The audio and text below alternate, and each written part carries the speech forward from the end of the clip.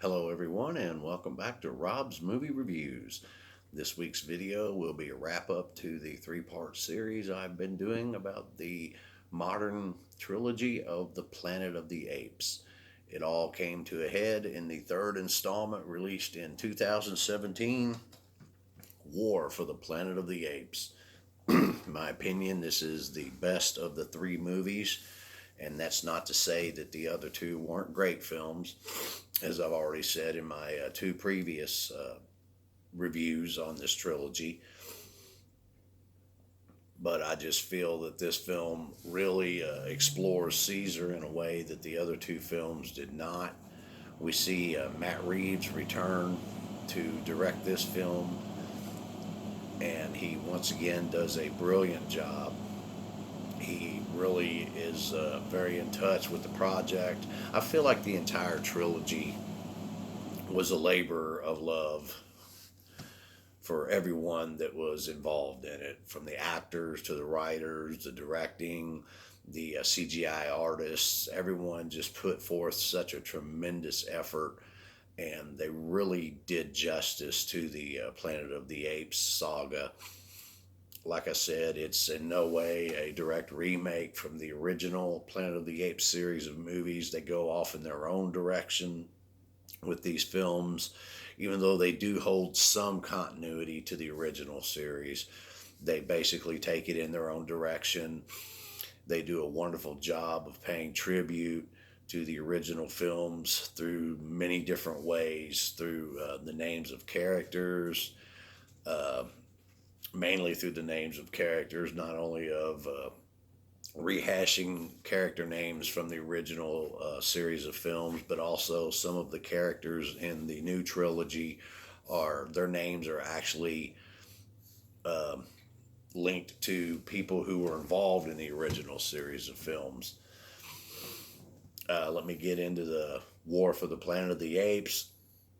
It starts out with a group of soldiers. This is about 8 years after the ending of Dawn of the Planet of the Apes. It's about 8 years later.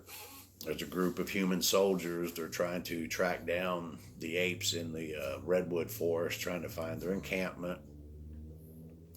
They open fire on a couple of apes they see and perceive as scouts.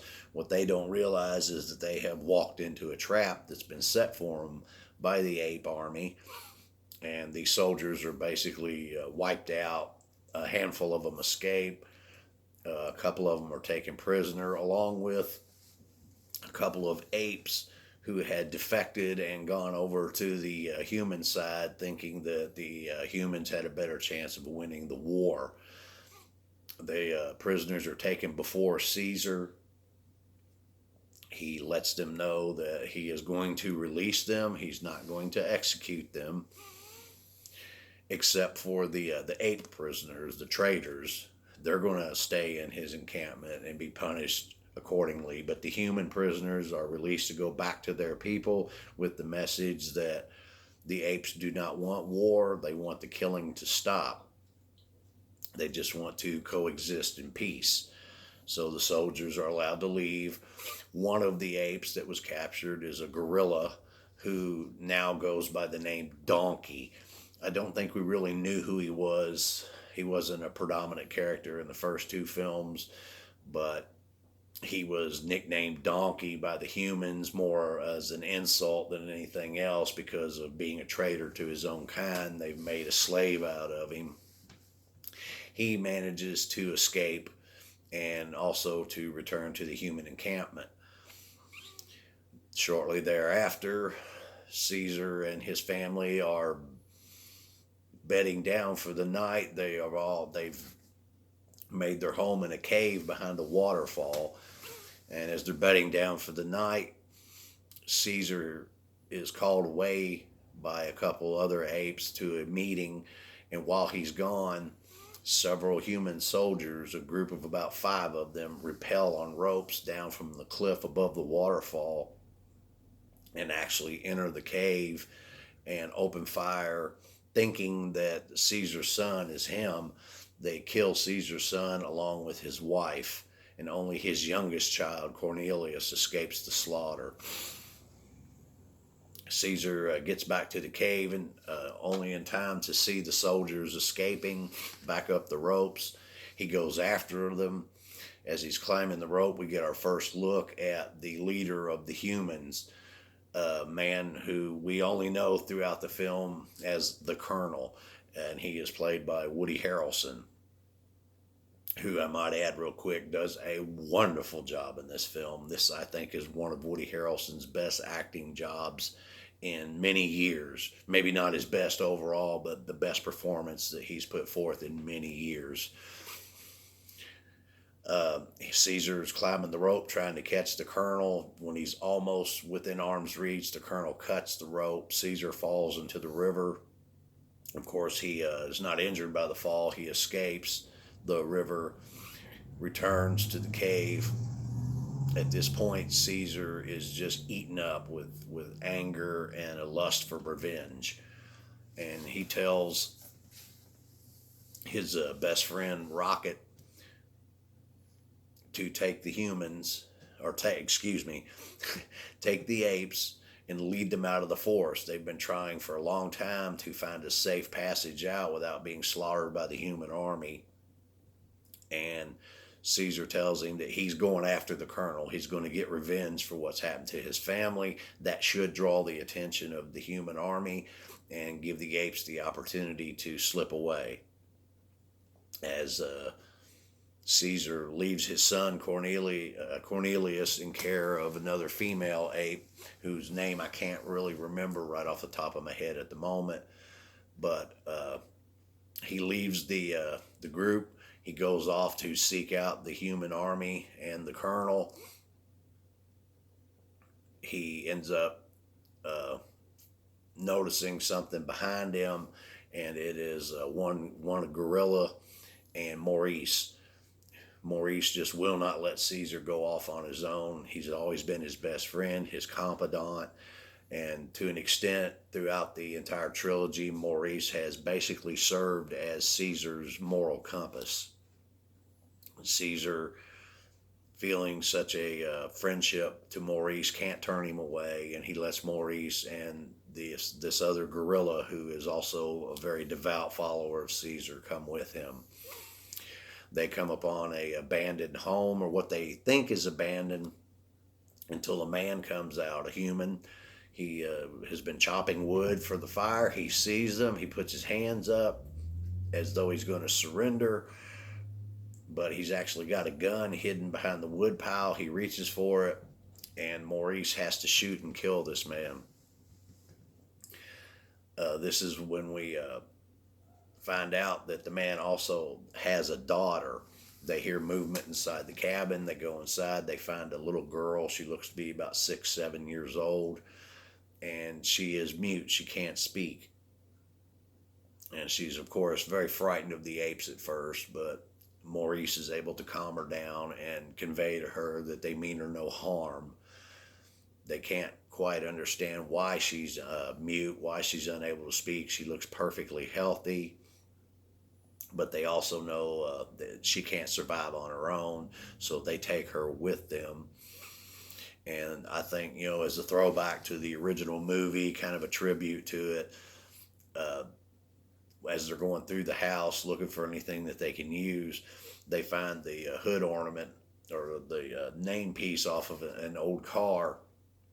It says Nova, and that's the name that Maurice chooses to give to the little girl. Like I said, that's kind of a tribute to the original film, to the character Nova, played by the beautiful but not quite so talented Linda Harrison. But anyway, I digress. So they start tracking the humans they start tracking a group of human soldiers to the north, because that's where the Colonel's camp is. And as they're staying back far enough to stay out of sight, but close enough to be able to to keep tracking them, they get far enough north, they start getting into the cold, snowy weather, and they're tracking them by their footprints. And this is when they come upon the bodies of several human soldiers who have been shot, and apparently by their own people. And as they're inspecting the bodies, one of them is not quite dead yet. And he tries to speak to the apes, but he can't. He can't get anything out. His words are just gibberish. And then he points the barrel of Caesar's gun to his head. And you can tell he's begging Caesar to end his life, which Caesar ends up doing, I think, more out of mercy than anything else, because he can see that, this man's in tremendous pain. They track a little bit further. They come to the remains of an old power line tower. They all three climb up onto the tower to try to get a view and see if they can see how far ahead of them the human army is. They leave Nova down on one of the horses. This is when we see a figure come out of the forest, covered in heavy coats. He's got a ski mask on. He jumps on one of the horses and steals it and takes off riding. So, of course, the other apes, Caesar, Maurice, and the gorilla, they scurry back down, get on the other horses, and start a pursuit after this individual. And they end up following him to the remains of an old ski lodge. They go inside. They're trying to find him. That's when they see a pair of eyes staring out at them from in a fireplace. They point their guns. They're ready to shoot whoever it is. That's when the individual comes out of the fireplace, and we see that it's actually another ape. And he actually has the ability to speak far better than Caesar and his people. And he introduces himself to them as Bad Ape. That's what he believes his name is. He was also, like Caesar and Koba, he had been in a laboratory where they had been doing experiments on him. And every time he acted out, did something wrong, he was shouted at, Bad Ape, Bad Ape. So that's what he's adopted as his name. He builds a big fire. They're all sitting around. He's sharing what little bit of food he has with them. And that's when he tells Caesar that he knows where this army base is that he's looking for. And Caesar immediately, begs Bad Ape to show him where it's at. He doesn't want to go there. He's frightened. But he can also see that this means a lot to Caesar. And this is the first time he's had any companionship in many, many years. So he agrees to lead them further north and show them where the human camp is. They get to the camp. They're up on a hilltop surveying the situation. When you hear a shot ring out, one of the camp's scouts has spotted them. The gorilla is hit in the chest. Caesar manages to get a few shots off and kill the scout before he can get back and warn the camp. But their friend, the gorilla, he passes away. And this is when we see a real connection between Nova and the apes start to flourish, because we can see that Nova is very sad and heartbroken over the death of this gorilla. She sits at his side and weeps, and this touches Caesar to actually see a human weeping for the death of an ape. He leaves Bad Ape, Maurice, and Nova behind, tells them to stay hidden. He's going on into the camp. He's going to find the colonel and kill him. When nightfall comes, Caesar attempts to sneak into the camp. That's when he gets close enough to see there's huge caged-in areas inside the camp. His people, who were trying to flee the Redwood Forest, have been captured by the human army, or being held captive and forced to work like slaves for them. Caesar is angered, outraged by this, and during his attempt to get into the camp to free his people, he is captured. That's when he's brought before the colonel. Again, like I said, the colonel is played by Woody Harrelson, who just does a tremendous job. And at first, we really hate this character because he does horrible things to Caesar. He tortures him. He humiliates him in front of his people, letting them know, here's your great leader, Caesar, look at him now. He came here to save you, and he can't do it. Caesar is not your savior. This is the message that the colonel is trying to get across to the apes to break their spirits. However, what he's actually doing is just angering them more and more and building a resolve in the apes that he is not going to be able to deal with. He just is too arrogant and dumb to realize what he's doing. Bad Ape and Maurice have been watching with binoculars. They know that Caesar's been captured. They find a old subway tunnel that runs under. It actually ends up running underneath the human army camp. They go through the tunnel. They dig their way up. They come up right in the middle of the caged-in area where all the apes are being held. They start sneaking the apes out through the hole that they dug up. They start taking them down into the tunnel and helping them escape. They set Caesar free, and he starts heading toward the building that the colonel lives in. He's going to kill the colonel before he makes his escape along with his people.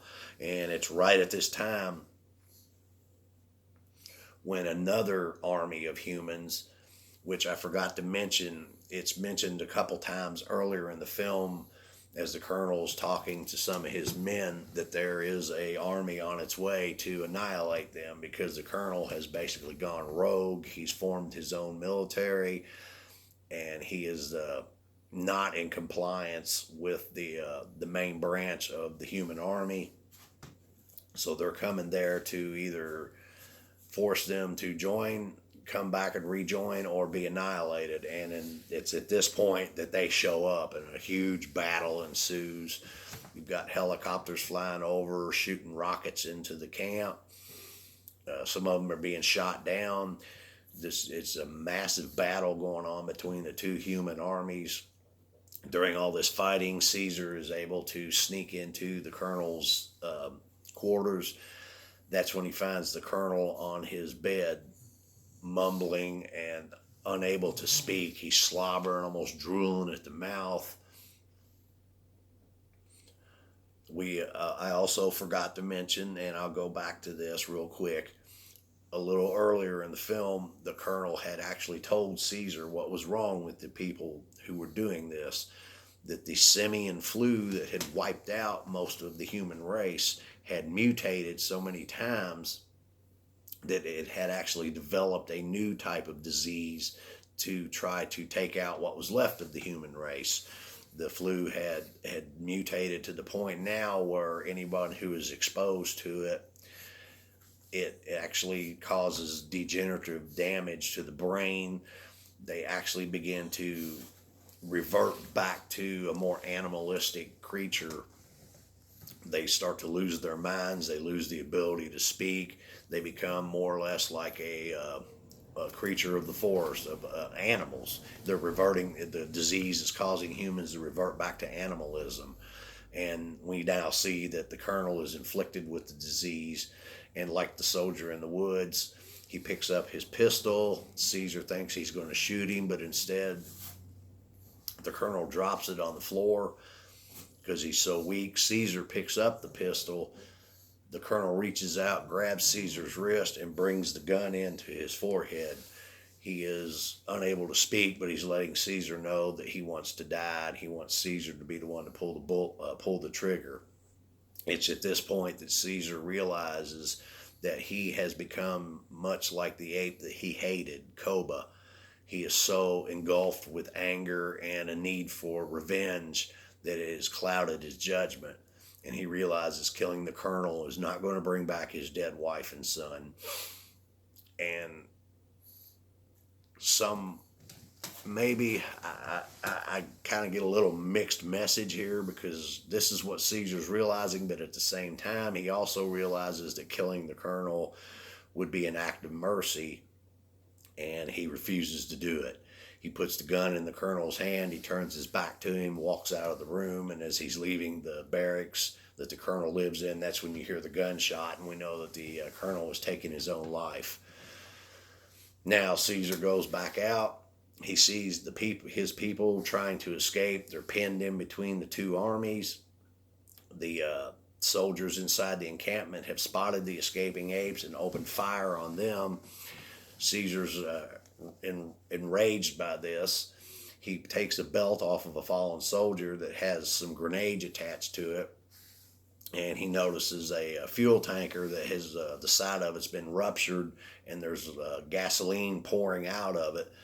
So he intends to go over, pull the pin from a grenade, and throw it into the tanker to cause a massive explosion. But before he can throw the grenade, he gets hit in the side with an arrow. One of the humans, used with the crossbow, has shot him down. The man walks up to Caesar. He reloads a crossbow. He's about to put another arrow through Caesar's heart. And this is when the gorilla donkey, who is up on one of the machine gun nests, looks down and sees what's happening. He sees his own people being slaughtered by the humans. He sees Caesar fighting against all odds to try to save them. And at that moment, he gets redemption. He picks up a gun and he shoots the man with the crossbow, only to be shot himself just a couple seconds later. But this buys Caesar the time to pull the pin on a grenade and toss it into the tanker. And he runs for cover. The tanker explodes, totally destroying the whole wall that was holding out the other army and killing most of the humans in the encampment. Caesar escapes along with the rest of the apes. As they're climbing up the side of a hill, Caesar is spotted by members of the attacking army, and as they start to bear their guns on the apes, they hear this rumbling noise, and that's when we realize there's a massive avalanche coming down off the mountain caused by all the gunshots and explosions that have been going on. Caesar and his people are able to climb up into some of the tallest trees they can find and are able to survive the avalanche, but the attacking army is completely wiped out by it. Now, after this, Caesar leads his people out of the back south and away from the coastline, the redwood forest where they had lived before, into an area that looks very much like what you would expect to see in Wyoming or possibly Utah. And there are no humans for hundreds of miles, and this is where the apes decide that is going to be their new home. They're going to build a city here, start a whole new life.